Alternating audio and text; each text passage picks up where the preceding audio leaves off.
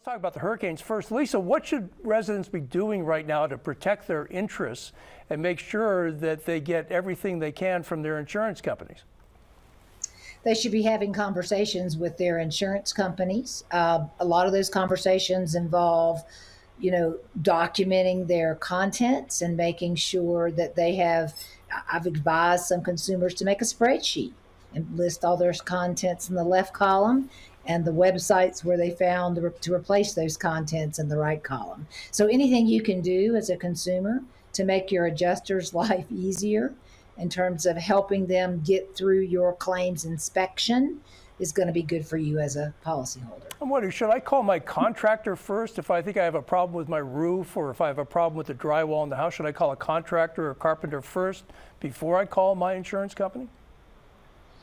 I think you call your insurance company first, and immediately after that call, you call your contractor, because they're going to be hard to find. So you're going to be getting in line. So the sooner you can get some of those contractors to come out and give you estimates, and then when the adjuster comes, you can show those estimates to the adjuster. So you're working ahead. If you're calling the artisans that need to come put your house back together and have their estimates when the adjuster arrives. At least a lot of people have taken their stuff out to the street. They've taken out the cabinets. They've taken out some personal items. They got flooded and all that. Should they already have pictures of all that stuff that they've taken out to tell the insurance company, this is what I lost? You sound like you've had a claim before. Absolutely.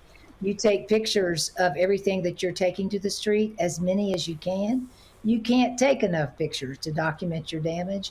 Remember, this is a story.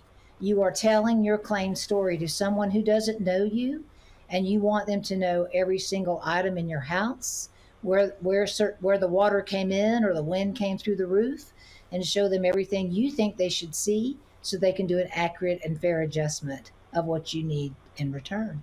Alan, you posted on Facebook a few days ago about the need to have a conversation about resiliency. You said seawalls, acceleration of undergrounding utilities, redundancy, getting to the bottom of why gas has not flowed into gas stations, land development that contributed to urban flooding, and of course, how we're going to pay for it all. Tell us more about why you posted that. Yeah, absolutely, because I think that the citizens really deserve an answer as to how this all has unfolded and how we got to where we are and where we're going to go.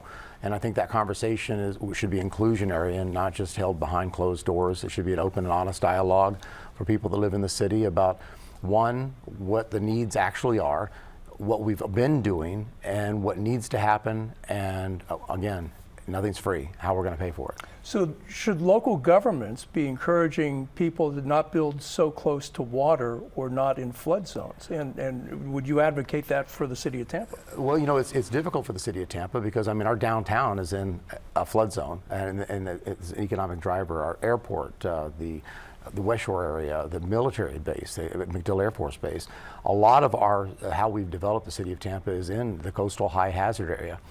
And in future development and growth, we are encouraging growth outside of the coastal high hazard area. We're in the process of redoing the land development code for the city of Tampa, and that's very much a part of the agenda of making sure that we're reducing density in areas that we want to reduce, where the highest risks are and we want to reduce, and encouraging the developers to go to areas that are more high and dry and in our transportation corridors, where if we build more density in those areas, in those transportation corridors, we can also build the infrastructure to prevent some of the catastrophic flooding we saw. In the background of all this is a big discussion about climate change, and let me go to what Governor DeSantis said at Fort Pierce this week. He pushed back against those who blame stronger hurricanes on climate change. What we can say is the storm was significant, but thankfully this was not the worst case scenario. The governor was also asked whether the number of tornadoes during Milton was unusual. DeSantis responded that you can go back and find tornadoes through all of human history, and then cited a history of intense hurricanes hitting Florida, including a significant number of them prior to the 1960s. He said there is precedent for all this in history. It is hurricane season. You are going to have tropical weather. Adam, the governor seems to downplay the importance of climate change. What do you think about that? Well, I think, first of all, it's important that you understand the governor's first role in a natural disaster is to keep temperatures calm. It's to try to reassure people that the state, in this case, or the local authorities are on top of things and they go after it. I think that's rule number one. And we've seen great examples of that going back a number of governors to Charlie Crist and Rick Scott. So that's what I take away from that. We were spared what we know could have been even more catastrophic when they were talking about the storm surge and 15 feet and maybe going over the walls that have been built around Tampa General and all the horror stories.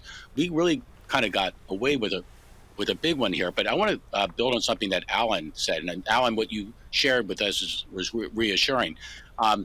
When you talk about infrastructure now, you think about things you can see, like a road or a bridge, right?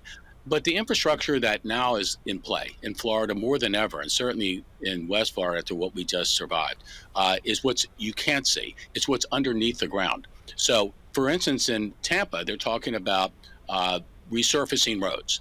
Well, it's one thing to resurface a road. We all want nice, clean, smooth roads to drive on.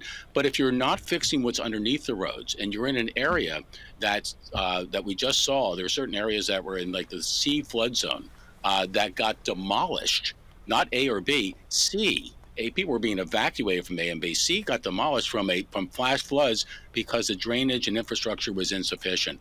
I think that now we have to take a very serious look at those kinds of efforts. And I think that what the governor and the state can do, what they're already doing to some extent in terms of reinvesting more and more monies, a lot of funds in flood control and keeping our water precious and pure, that they're going to have to take a even harder look at this and do even more to reassure the people like myself that went through a very harrowing experience over the last week that this won't repeat itself, even if it's a tropical storm versus a Category 5. Well, upgrading the infrastructure would be hugely expensive. But Christine, let me ask you, the governor's not giving an inch. He gave several comments about climate change this week. He was asked at one point at a press conference when Floridians will hear the word climate change.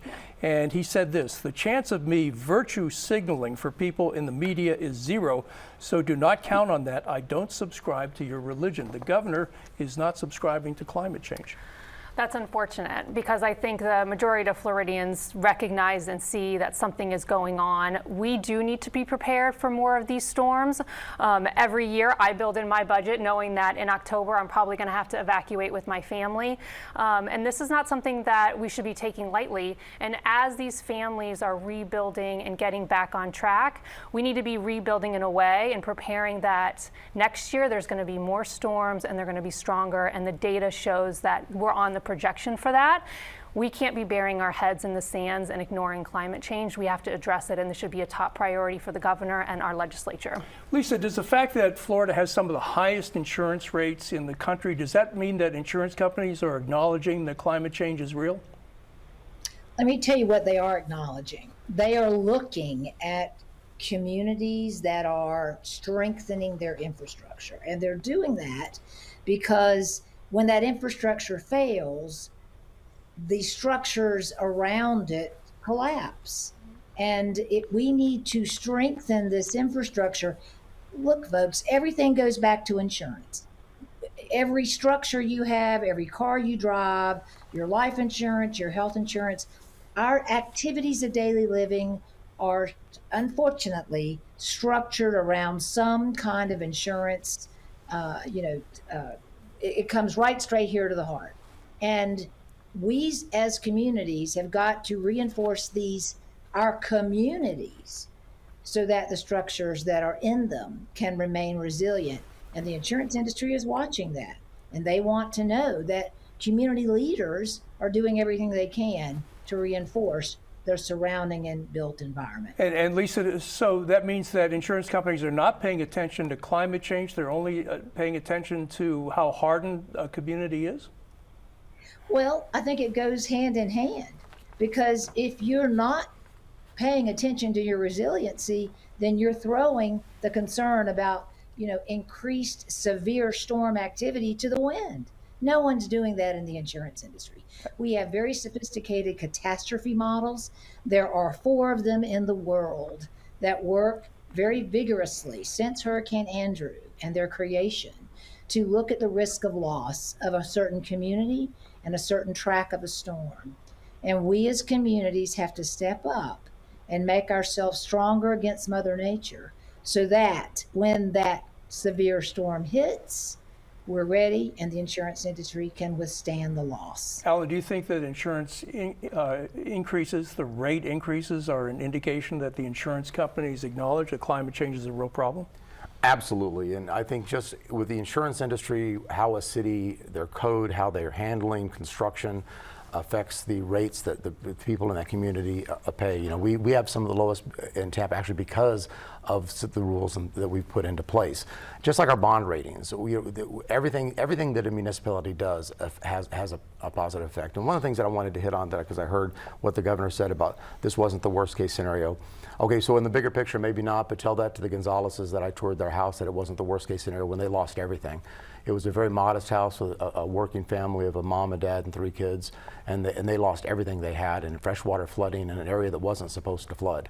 So this, for many families in our community and across the state of Florida, this was the worst case scenario. Mary Ellen, over the last 40 years or so, hurricanes have played into elections. They played into the 1992 election.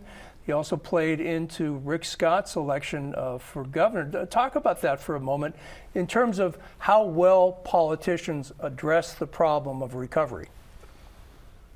Well, I think to get to your point a little bit about climate change, things have evolved since 1992 when Hurricane Andrew hit. So I think it's very, for politicians not to address the cause of these hurricanes, I think that's putting their head in the sand. So, but when it comes to the impact of these hurricanes on the political system, there are thousands of people who have lost their homes, they've lost their addresses. There needs to be flexibility, and that has happened. I mean, thankfully, because Florida has gone through this so much, we have learned that we can't just, first of all, FEMA needs its act together. We have a hurricane, a machine that is a well-oiled machine when it comes to responding to them and recovery from them. And part of that process in Florida has included our elections governance system. And so we know that you have to give these communities flexibility. Back in 1992, George H.W. Bush went from winning a 22% landslide in the polls to a 2-point victory in Florida in the aftermath of Andrew. And likely, this contributed to his losing to to Clinton at the time. Since then, when his son Jeb Bush became governor, we certainly responded with flexibility and offered people the kind of options they needed to make hurricanes more. Just because you've lost everything, you shouldn't also lose your vote in an election, and that's definitely become easier. Other states are learning. We're watching that there isn't as much flexibility happening in places like North Carolina and Georgia as they probably should have. But there's, we've figured this out at least. Mm-hmm. Governor DeSantis is not up for re-election. He's been around the state doing a lot of press conferences. Rick Scott is up for re-election. He's been around the state doing a lot of press conferences. We haven't seen Donald Trump in the state addressing the issue of the hurricane disaster. President Biden has been here twice. What do you make of that, Mary Ellen? Well, I think it's pretty evident that, Trump wants to criticize the Biden-Harris administration, and that's why he's been showing up critical of FEMA in North Carolina. However, I think DeSantis is trying to be sure, and Scott perhaps is trying to be sure he's not also critical of FEMA's response in Florida, because both of them need to give the impression that things are working out here, because it is a partnership between the states and the federal government when that is as far as that goes. Adam, do you think that President Trump or former President Trump should be touring the state and addressing the disaster? He should be addressing the disaster, but not touring the state. Look, I don't like it when a politician decides to come in for a photo op in the midst of a disaster or a tragedy. And we know what it is.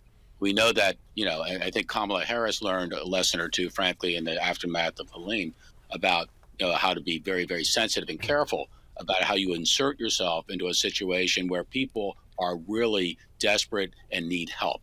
They don't need hyperbole, they don't need a speech, and don't need promises. They need help, and they need it fast. So I think the fact that that President Trump did not do that in Florida was very important. In fact, as you know, Rob, he started a GoFundMe effort to help victims of Helene. I think that also is extending into Milton, as he did the victims of what happened in Butler, Pennsylvania. I think that's an appropriate response for someone that is not in elective office right now, as opposed to a candidate trying to score a point on the backs of the disaster. And what do you make of Rick Scott's tours around the state? Has that helped his campaign, his re-election campaign?